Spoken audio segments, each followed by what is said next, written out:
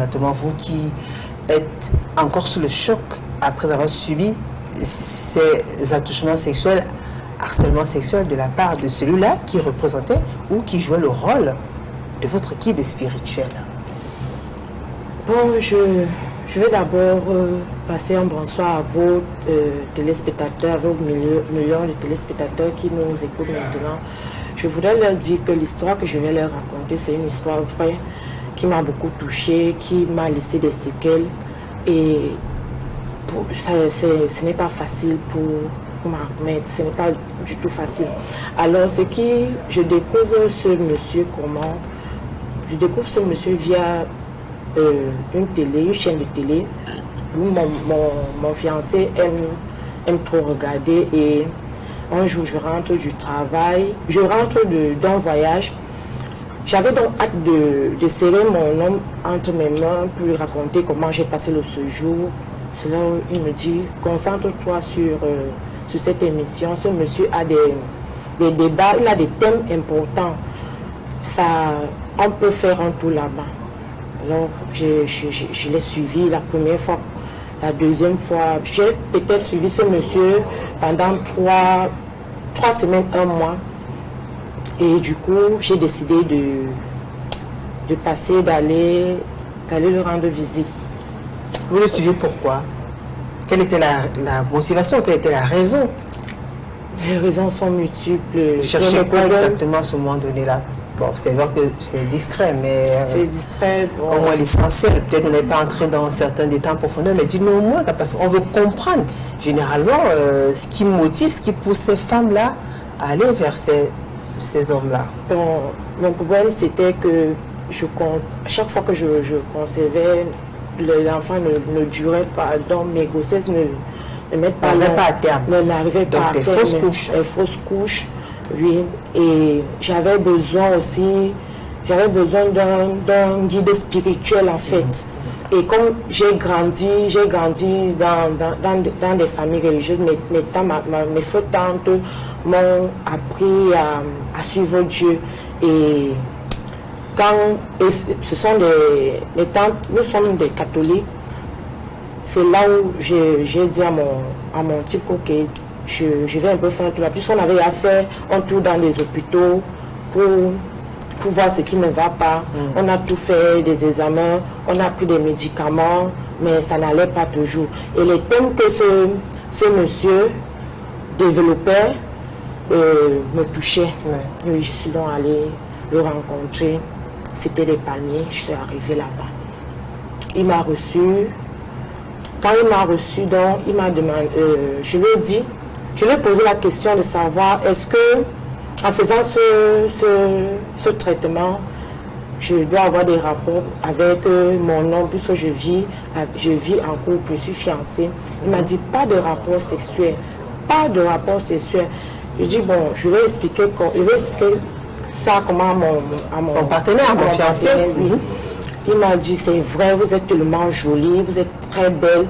Si c'était moi, je ne peux pas m'en sortir, mais fais-le pour tout. J'ai dit, ok. Du coup, il m'a dit, comme tu habites au Bunaberi, je vais te mettre en contact avec un prélat qui travaille avec nous. On va te donner les médicaments, mais lui, il va souvent prier pour toi. J'ai dit, ok. Il m'a demandé de... Quand on a fini de faire la consultation, en faisant la consultation, je vois, il écrivait de ces choses, des trucs, ça a rempli le papier. Je dis, mais le type si. Mais ce qui m'a un peu éclairé, c'est que quand je lui pose les questions, parce que j'avais préparé des questions pour lui poser, par concernant aussi, il me disait que je ne fais pas dans le truc de maraboutisme, je ne fais pas, je ne suis pas marabout, je ne suis pas. J'ai ok. J'ai commencé le traitement. Chez le monsieur? Parce que c'est son collègue de Bunaberi? Non. Le chef c'est Monseigneur, l'appelle Monseigneur. D'accord. Et il a ces gens qui travaillent, ce sont des prélats, dont les prêtres et ses enfants, ses petits-enfants, quoi. D'accord. Bon, la première séance de prière que j'ai eue avec ce monsieur, il me dit, il faut entrer dans la chambre des remèdes. Je suis entrée. J'avais une robe. Je n'avais pas de cycliste parce que je n'aime pas porter de cycliste, ça tire mes poils. le type a commencé, ce prédateur sexuel, parce que je veux le dire, ce n'est pas un prêtre. Il a commencé à poser les mains sur la tête. Et sur le front, je lui ai dit, je n'aime pas qu'on pose les mains sur mon front. Bon, bref, il a commencé la prière, il a commencé à appuyer mes seins, appuyer fort. Je dis non, mais vous êtes déshabillé en fait? Non, je n'étais pas déshabillée, j'étais encore avec ma robe. Mais il appuyait. Je dis ça fait mal. Il m'a dit, il y a les démons sur tes seins. Il dit, démons comment? Il dit qu'il y a les démons sur tes seins. On doit prier. Courage. Après j'ai serré le cœur. Il a posé les mains sur mon ventre. Après, il a chargé l'huile sur ses mains. Je ne sais pas si c'était lui, ça sentait. Il a soulevé ma robe directement. Comme il a mis la main sur mon ventre, il n'avait pas posé la main sur l'habit, il l'a mis à l'intérieur. À l'intérieur? Il a mis la main à l'intérieur. Il a mis la main où ça à l'intérieur? Il a d'abord mis la main. Ici, il a mis la main dans votre appareil génital? Premièrement sur le ventre. D'accord. Après, il me dit, concentre-toi, ferme les yeux, concentre-toi. Je me concentrais directement. J'ai senti comment il a mis mon doigt dans mon manche. Je lui ai dit, tu me fais mal, je sens mal. Je sens mal. Il me dit, tu es les démons dans ton ceci. Donne-moi la force. Après, il me dit supporte, on va te délivrer, tu n'es pas sur une mauvaise route. Ce qui me dérange, c'est que quand l'une des filles qui travaillent avec, l'une des filles qui travaille avec eux là-bas entre donc dans la salle, parce qu'ils n'avaient pas fermé la salle complètement. Quand elle entre, il suçote. Quand il suçote comme ça, là, donc il suçote en levant la main dans mon appareil génital. Sinon, ça attire mon attention. Quelqu'un qui est concentré, qui dit que bon, il prie, qu'il y a les démons, même si c'est n'importe qui entre, même si c'est même mon Seigneur là qui entre, il ne doit pas sursauter. Quand j'ouvre mes yeux, je vois le pénis, son pénis qui est à dos. Je lui dis que c'est comment. Il dit que ça va passer. Il dit que moi je rentre dedans, un peu plus supporter la prière. Il me dit, va prendre les médicaments. J'ai d'abord, quand je sors pour voir mon Seigneur, j'étais à partir. Je dis que peut-être c'est un truc qui est arrivé. On a commencé, parce que on m'avait donné les médicaments mercredi. Jeudi donc, je commence le traitement. Je commence à faire le traitement. De quoi le traitement? Donc je devais boire des médicaments, je devais me purger et devais faire l'encens. Pour que donc ça devait entrer dans, comme il disait que j'ai les démons sur les seins et tout, pour que ça quitte, pour que je me débarrasse de ça. Maintenant, au moment où comme j'avais commencé le traitement mercredi, jeudi, c'est là où, quand je suis en train de faire le traitement, je sens une présence à la maison, parce que je faisais ça dans ma chambre. Je sens comme si les gens sont, une présence des gens à la cuisine et au salon. Quand j'ai fini, j'ai directement écrit à mon fiancé que le traitement, si même c'est comment je finis d'expliquer. Il dit que peut-être le problème, parce que mon type aussi disait que il peut venir prier à la maison, comme ils ne s'entendent pas trop dans la famille, ils ne sont pas nombreux, mais ils ne s'entendent pas, ils veulent la paix entre eux et tout ça, mais va d'abord. Peut-être la maison est gâtée et tout. J'écris aussi à ce prix-là, à ce prédateur sexuel, que voilà, quand je prie, je vois comme ça, il dit que la maison est hantée. Je vais venir prier. Moi, voici, je suis contente, non. Mon Seigneur va envoyer son prélat à la maison, parce que pour déplacer, pour que mon Seigneur déplace quelqu'un, c'est coûteux. il est arrivé à la maison. Quand il est arrivé à la maison, il me dit d'abord au téléphone, ne fais pas d'abord l'encens sans moi. Parce que quand tu fais l'encens, tu dois être à moitié nu. C'est ce qu'on m'avait dit quand on me donnait les médicaments. Il est arrivé. Il m'a dit, allume le charbon, on a mis l'encens. J'ai dit, on m'avait demandé de souvent couvrir. Il dit que non, ça ne vaut pas la peine, tu peux rester comme ça. Il m'a dit, ah, bon. J'avais oublié l'histoire, son pénis debout. Il dit, ah, peut-être il a commencé la prière. Il me dit, lève-toi, je me lève. Directement, j'ai perdu connaissance. Je me suis retrouvée sur mon lit. Il avait les mains. C'est les douleurs que je ressentais qui m'ont fait revenir à moi, en fait. Il a encore introduit les mains dans mon vagin. Il a encore refait.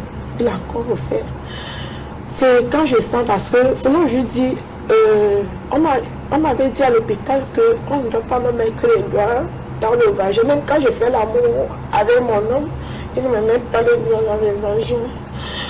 S'il te plaît, il me dit qu'on doit enlever les démons qui sont dans mes fesses. Depuis que moi je dis, je n'ai jamais...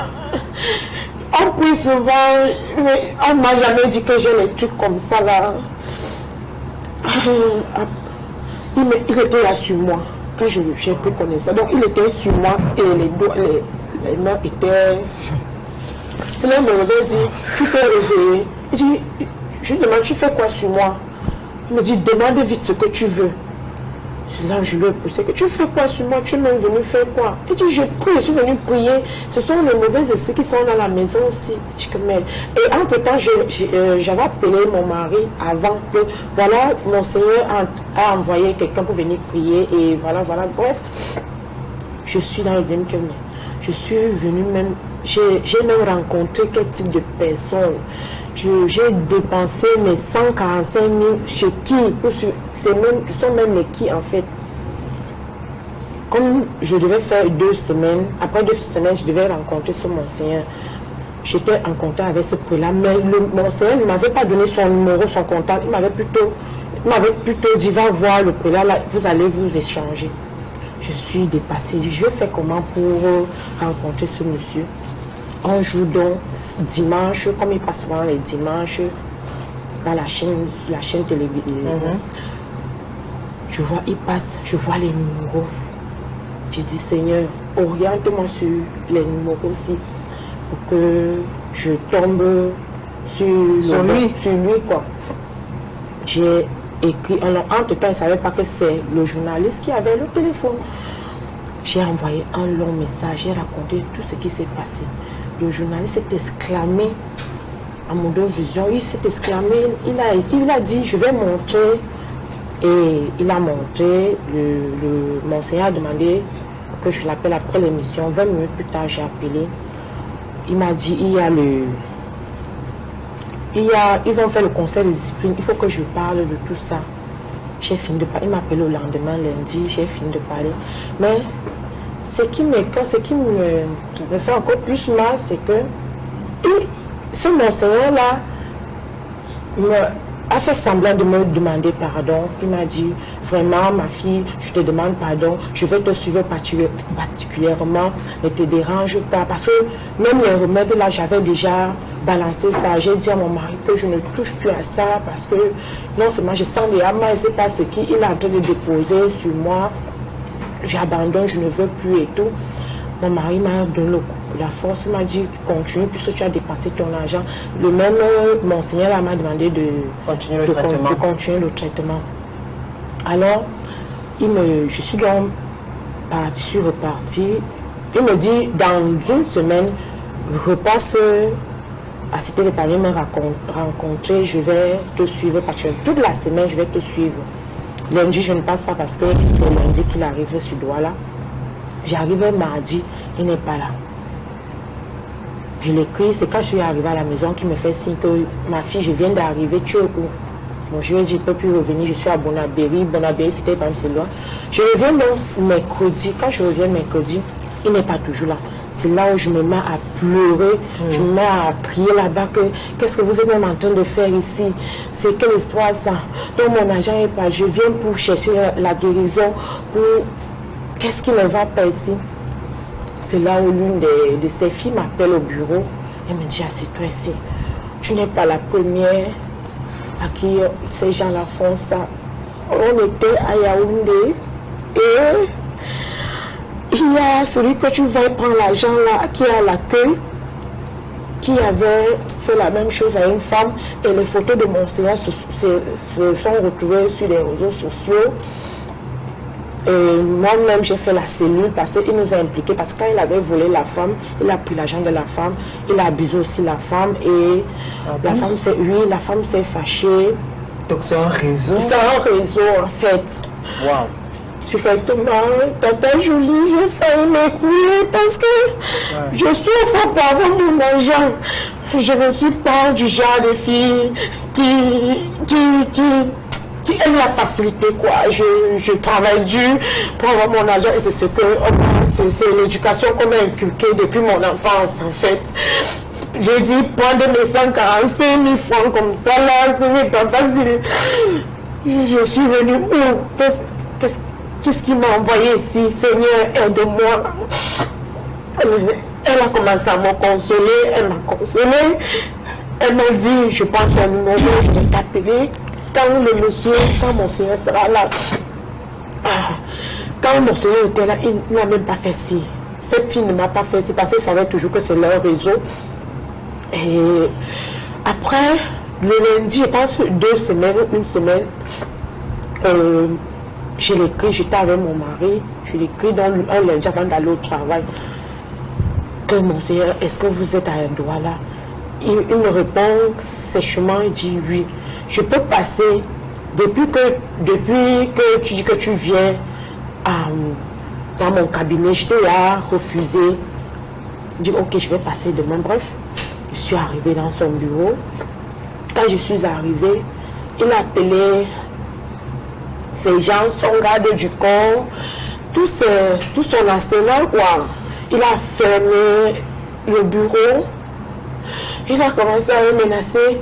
Il me dit, je suis venue plutôt séduire son prélat.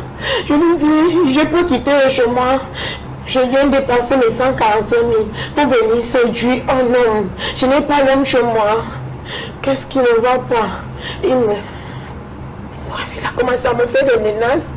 Jusqu'à me dire, il a même confisqué mon carnet de consultation. Et il a demandé qu'on me porte mon fauteuil, qu'il ne me donne pas le carnet et que si j'essaie, comme j'ai un petit esprit qui monte sur ma tête, si j'essaie, il y a ces longs bras dans ce pays, je mets mes 45 000 et mon argent.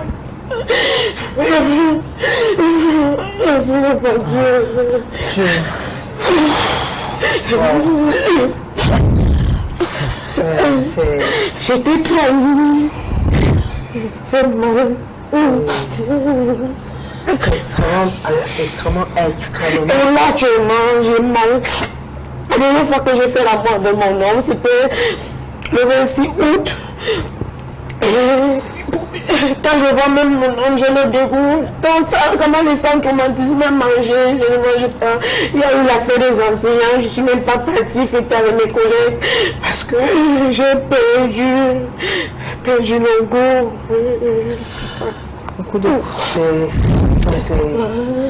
C'est tellement embarrassant, c'est extrêmement, c'est très inconfortable, mais ça fait extrêmement mal ce que vous racontez là. Et justement, et j'ai même sauté. Donc quand il me dit, j'ai sauté à un niveau. Quand je finis de faire, j'avais rendez-vous 2 semaines. Je l'appelle, donc je lui dis que je dois passer là-bas. C'est mon guide spirituel, comme son monseigneur avait dit, que c'est lui que je dois communiquer et lui va dire à monseigneur. Il me dit, ne viens pas mercredi, je n'ai pas de temps, je n'ai pas de temps pour prier pour toi. Passe plutôt vendredi, on va en parler. Et je dis, ok. Après, c'était mardi, quelque chose comme ça, c'est lundi. On a causé en semaine. Il me dit, passe vendredi. Après, il me dit, je vois, tu es marié. Je sais quelle question ça. Quand tu as été dans ma chambre, il y a la photo de mon mari, il y a des tableaux. Comment? Et en plus, quand on me consultait, j'avais tout détaillé et tout. Et je dis que c'est parce que tu es marié. Si tu ne vivais pas avec un homme, j'allais te proposer quelque chose. Comme j'avais mentionné pour le travail de mes enfants. Je dis le travail. Il me dit non, directement, comme j'ai fait psychologie, directement c'est venu, il dit, vous êtes amoureux de moi, parce que je lui ai demandé ça directement, vous êtes amoureux de moi. Il me dit, si je te dis oui, tu vas faire comment? C'est là où tout a déclenché. Il dit, je lui demande donc, maintenant là, j'ai perdu mes 145 000. Tu seras à mesure de me rembourser, je tremblais, de me rembourser ces 145 000 francs, monsieur. Parce que il me dit, quand je prie pour toi, je prie d'abord énormément pour toi. Donc, ton argent, 145 000, ne va pas, je ne vois même pas ton argent avec les yeux. Non, parce que je lui dis que j'ai eu à dépenser l'argent pour faire ce traitement et les prières étaient... On avait prévu des prières pour ça, donc tu as le droit et l'obligation de prier sur moi. Il me dit, je prierai d'abord sur toi. Et de deux, je ne vois même pas la couleur de ton argent. Moi, je veux qu'on fonctionne. Qu'on fonctionne? Qu'on fonctionne. On se dit, mais je vis avec un homme. Et directement, j'ai commencé à penser à mon argent. Voilà, papa. En fait, c'est particulièrement... C'était pas du tout prévu tout ça ce soir, mais ça va aller. Comme je l'ai dit quand même tout à l'heure quand j'introduisais ce programme, que c'est justement parce que Barbara nous a écrit, parce qu'elle souhaitait vraiment se libérer. Et là, on vous a accordé assez de temps, généralement le temps assez imparti, mais là, on vous a quand même donné du temps pour pouvoir vous libérer, parce que vous l'avez mentionné plusieurs fois, vous souhaitez parler de cette histoire. Oui, pour sensibiliser mes frères, mes soeurs, à ne plus tomber à ce genre de pièges. Oui. Que s'ils veulent vraiment, ils veulent une solution, s'ils ont un problème et qu'ils veulent une solution, qu'ils entrent dans leur chambre, qu'ils se concentrent à Dieu. Ne pleurez plus. Et qu'ils prient. Ne pleurez plus. Ne pleurez plus, s'il vous plaît. Qui se concentre, qui demande à Dieu avec foi et qui ne se confie plus aux prédateurs sexuels.